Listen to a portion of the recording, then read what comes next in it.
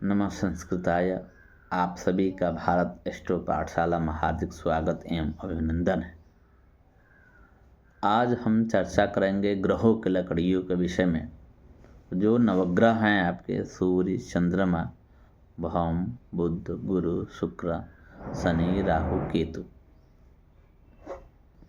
इन ग्रहों की लकड़ियां हैं जो उन लकड़ियों से उस ग्रह की शांति के लिए हवन किया जाता है।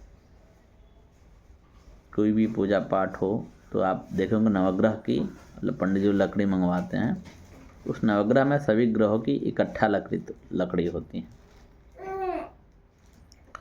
और हम जब कुंडली में जो ग्रह कमज़ोर होता है उस ग्रह का भी हम हवन विशेष रूप से उसका हवन करवाया जाता है। जैसे माने सूर्य है, सूर्य किसी कुंडली में कमज़ोर है तो उनका लकड़ी जो होता है अर्क होता है, तो उससे पंडित जी लोग हवन करवाते हैं।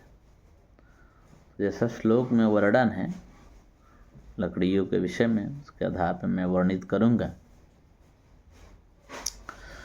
सूर्यार्का प्लासश्च विदुर्भु नंदस्य तो खदिरोत्पुदसीव पमार्गे उदीरतः पीपलो हि गुरुर्जन्तु फलः शुक्रस्य सम्मतः सने समी त्वहिर्दुर्वा कुशा केतो सम्मित स्मृताः ससर्पिर मधुना ददना जुहियात पैसापि वा अष्टोत्तर स्तंवापि मनुयुग प्रमितम बुधा। इसका अभिप्राय यह हुआ कि सूर्य का जो लकड़ी है वो अर्क है। सूर्य ग्रह जो है उनका जो लकड़ी है वो अर्क है। चंद्रमा का जो लकड़ी है वो पलाश है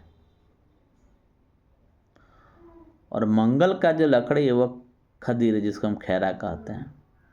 बुध का अपमार्ग, जिसको हम चिरचिरी भी कहते हैं, चिरचिरा जो गांव में होता है। गुरु का जो लकड़ी होता है वो पीपल होता है।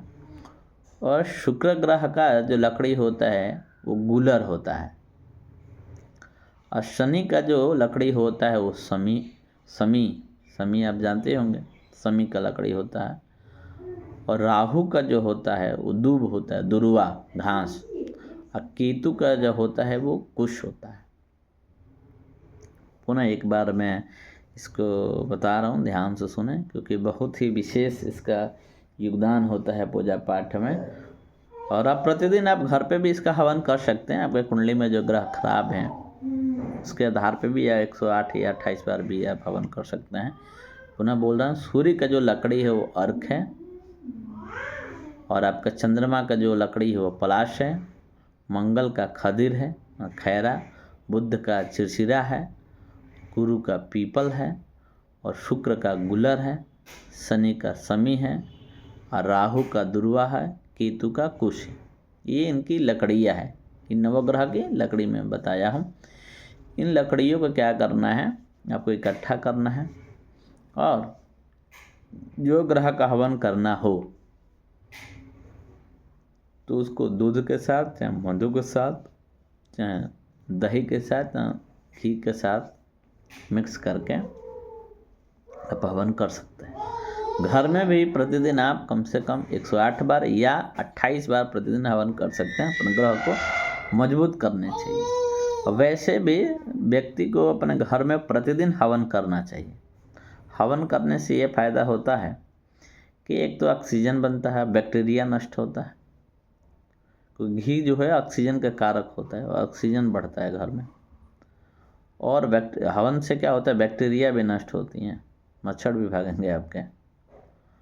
और वास्तु दोष इससे दूर होता है। सबसे बड़ा योगदान होता है इसका हवन करने से। फल ये प्राप्त होता है कि वास्तु दोष दूर होता है। घर में डेली प्रतिदिन जो अशांति होती है, जो भी कुछ न कुछ परेशानियाँ हो रही हैं, तो हवन करने से ये सब दूर हो जाता है।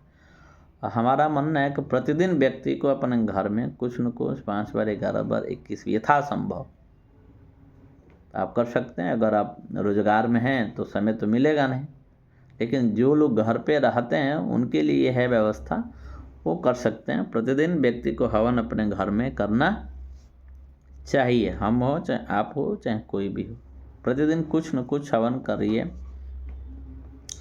और हवन जो लकड़ी से नहीं किया जाता है, अक्सर लोग धूप जाके दुकान से खरीद लाते हैं, उसी को समझते हैं वो हवन है। वो हवन सामग्री नहीं हुआ, हवन सामग्री बनाया जाता है।